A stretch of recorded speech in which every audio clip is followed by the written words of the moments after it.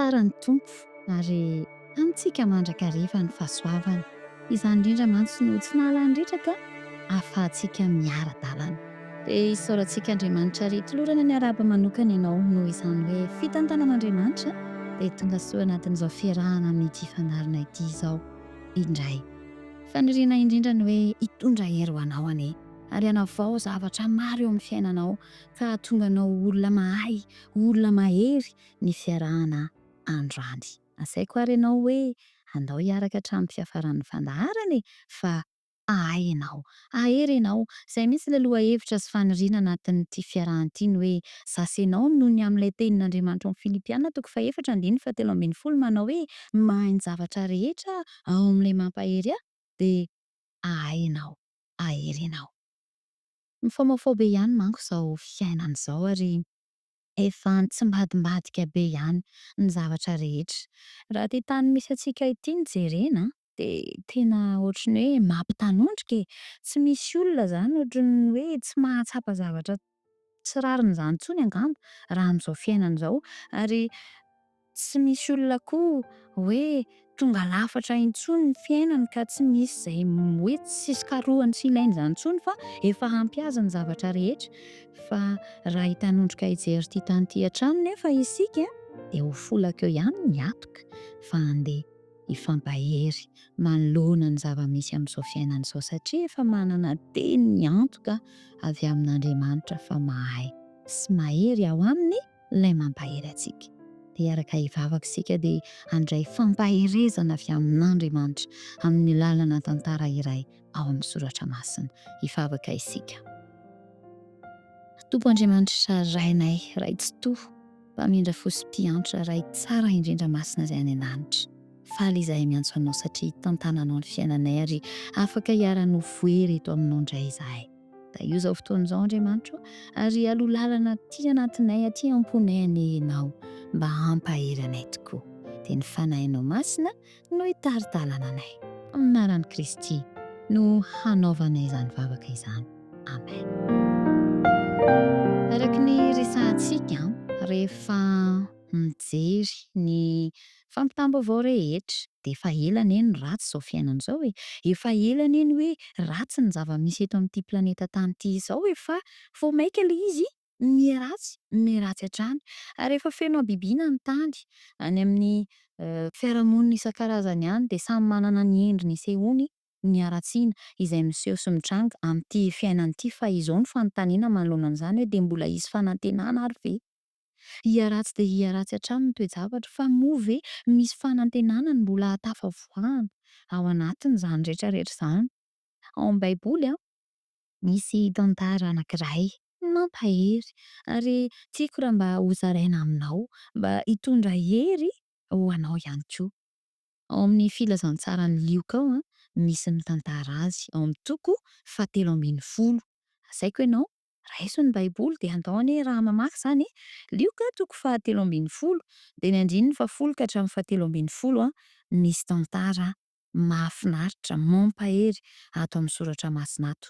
Lioka toko 7:10 ka hatramin'ny 7:11 rehefa jerena ny soramandry dia hoe ny nahasitrana an'i Jesosy ilay vehivavy tsy nahatraka. Izay izany ny tapany voalohany amin'ny andiny maromaro ka io tapany voalohany io no jerentsika. 10 vakintsika amin'ny anaran'i Kristy. Ary nampianatra tao amin'ny sinagoga anankiray Jesosy tamin'ny sabata. Rindrina izy vehivavy izay nanana fanahy mahafarofy 18 taona ary nanjoko izy ka tsy nahatraka akory. Ary rehefa nahita azy Jesosy dia niantso azy ka nanao taminy hoe ravehivavy, afaka mirofinao ianao? Dia nametraka ny tanany taminy izy ary niaraka tamin'izay dia nitraky ravehivavy ka sady nankalaza an'Andriamanitra. Mahafinaritra ny miaino sy mandray an'ilay tantara. Olona nanjokojoko nandritra ny 18 taona nandalo dia natsoin'i Jesosy hoe ravehivavy, sitrana mirofinao ianao, afaka mirofinao ianao izy ao amin'ny 12. Hafa kely io tantara io. 18 taona be izao ilay vehivavy izany dia nanjoko, tsy nahatraka.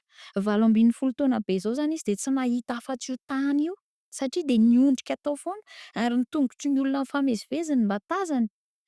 18 taona tsy nahita ny masoandro Tsy hoe tao anaty maizina foana izy fa tsy mba nahita ny taratry ny masoandro fa niondrika ny tsy afaka nitraka hoe soratra masina ny tanondrika tao foana zany nandritra ny 8 ambin'ny 10 taona. Tena mampalahelo, tsy jamba kanefa tsy afaka nahita an'izay zava-nisy ary tsy afaka nigoka ny famirapiratany masoandro tamin'ity fiainany ity. Fa hitan'i Jesosy izy tena antsony de nisitraniny ary mahagaga mihitsy zany fitiavan'Andriamanitra izany. Hitany nandalo de nantsony de nesoriny tamin'ilay rofiny ary afaka nitraka de nidera sy nankasitraka nankalaza an'Andriamanitra. Ry hava-malala, asa inona re no mampitanondrika na vesatra mahatonga anao hijery foana n'ity tany ity sy ny fahoriana eto e? Mety misy zavatra ve mahatonga anao tsy ho tafatraka mihitsy hibanjina an'i Kristy fa de tafondrika mandrakariva miondrika ao amin'ny tany ao amin'ity tany ity sy ny fahoriana ity?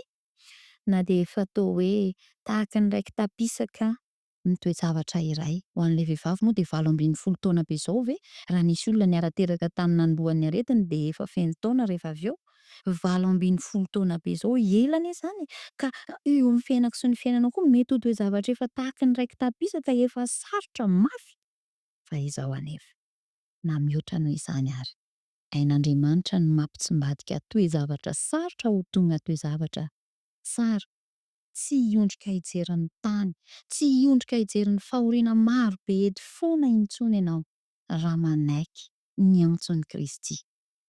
Raha mandalo ka hitany tahak'ilay vehivavy izay resahana tsy nitraka nandritra ny 8 ambin'ny 10 taona ity de afaka hitraka ianao amin'izay fotoan'izay ahita ny lanitra ary ahita ny voary manontolo ho faly hiaraka amin'izany rehetra izany ankalaza an'ilay Andriamanitra izay tiantsika. Ka androany ary raha mifampiresaka isika de te hampahery indrindra anao izahay manao hoe n'inon'inona re zavatra misy amin'izao fiainana izao andao tsy ho variana hiondrika hijery ny fahoriana eto amin'ity tany ity fa andeha kosa hitraka ka hibanjina an'i Kristy ilay fanjena ilay mpandresy izay de efa nandresan'ny fahafatesany izy tonga tetỳ an-tany tonga olombelona ary niatrika zavatsarotra maro fakapanahy fisedrana betsaka ary niainy mihitsy ary no voatolotra nombona teo amin'ny hazofijaliana niaritra hirifiry fanaintainana tahaka antsika olombelona fa nandresy izy de andao hitraka hijery azy andeha tsy hiondrika hijery ny fahorian'ny tany foana zany hoe andeha tsy ho variana hitaraina amin'izay zava-misy amin'ity fiainana ity fa andeha mba hibanjina an'Andriamanitra ka hankalaza azy fa hainy mampitsimbadika ny toe-javatra eo amin'ny fiainana aza variana ny amin'ny zavatsarotra na de mafy ary ekena fa mafy tsy hoe kory hoe tsy alahelo isika tsy hoe kory hoe tsy hitomany isika fa andeha tsy hiondrika mandrakariva fa andeha kosa hitombo amin'ny fanantenana andeha kosa hianatra eo amin'ny Kristy ka hitombo finoana mba ho ambony mandrakariva ny toe-tsaina anana fomba fijery miabiny amin'ny hoe ho avadika Andriamanitra izao toe-javatra izao ho amin'ny tsara ho avaozin'Andriamanitra izao toe-javatra izao averiny amin'ny laoniny ary irindra indray izay mikorotana ho alamin'Andriamanitra indray izay manahirana. Misy tononkalo kely andeha indranitsika avy amina mpanoratra anankiray antsoina hoe ny Banabe Ravelard-Zao. Foy fa hoy izy amiko sy aminao hoe mifikira mamahara. Zao no voalazany hoe mafy ve ny tafiotra mifofofofo sy mirotra mifikira mamahara ny finoana tany tsara. Tonga ve ny oram-baratra ny avandra koa miraraka mifikira mamahara ny vavaka ao ataovy tsara. Miorooro ve ny tany ny ambony lasa ambany mifikira mamahara tsy mandao ilay mpiandry tsara. Ry hava-malala, Andriamanitra no efa miany fiainantsika. Andriamanitra no efa mahafantatra ny mombantsika ary izy no efa mahalala izay hevitra hiheverana ny mombantsika. Andeha tsy hanao an'Andriamanitra ho ambanin-javatra ka ho variana sy tanondrika alahelo lava de tsy hanana fanantenana mihitsy amin'izao fiainana izao fa kosa na eo ary ny zavatsarotra de antehitra amin'Andriamanitra de hanana finoana fahandresy de miaritra mahay mahery eo am-piatrehana ny zavatsarotra amin'izao fiainana izao. Teny anankiray izay mampahery ao amin'ny soratra masina no andao hifampirariana ao amin'ny tantara voalohany toko faha 4 dia ny andininy faha 10 sy faha 1 tantara voalohany toko faha 4 dia ny andininy faha 10 sy faha 1 vaky koa anao. Raiso amin'ny fo feno fankasitrahana an'Andriamanitra, fo feno fanantenana ny fitantanan'Andriamanitra ny fiainanao ka tsy ahavarinanao amin'izao tany izao fa hampitrakanao kosa hijery an'Andriamanitra. Izao ny voalaza eo amin'ny andininy faha 10 sy faha 1 amin'ny tantara voalohany toko faha 4. Ataovy ho reharehanao ny anaran'ny masina, aoka hifaly ny fony izay mitady an' Jehovah, mitady havan'i Jehovah sy ny heriny ka tsaho mandrakariva ny tavany. Ry hava-malala, raha variana hita hanondrika ao zasy ianao dia tsy hahita ny tavan'Andriamanitra fa andao katsahana ny tavany, ny sitrapony izay toromarika avy aminy, ny fitiavany, andao karohana mihitsy ny fanenana amin'i Kristy dia ahazo hery ary ahery satria mahay ny zavatra rehetra ao aminy ilay mampahery. Vonona ianao, izy koa efa miandry. Manaiky ianao, izy koa efa dodina hanome anao ny fitahiny rehetra. Raha vonona sy manaiky ianao ary dia andao hiaraka hivavaka dia ao anatin'ny vavaka no hanolory aminy ny fiainanao, ny fonao anjakany ary izay rehetra momba anao koa hoento eo aminy fa izy no hamadika an'izany ho fandresenao anao. Hivavaka isika. Andriamanitra tianay manoloana zavatra maro safotofoto ary amin'ny endriny mahakivy maro izay olombelona amin'izao fotoana izao fa manana anao izay ary misaotra ny amin'ny fampaherezana sy ny fampanantenana izay omenao anay fa afaka mampitraka anay, afaka manova ny toe-javatra sarotra na dia efa ela ary eo amin'ny fiainanay tahaka ny an'ilay ramatoa tsy nitraka 70 taona ianao ary manomana ihany koa fandresenao anay.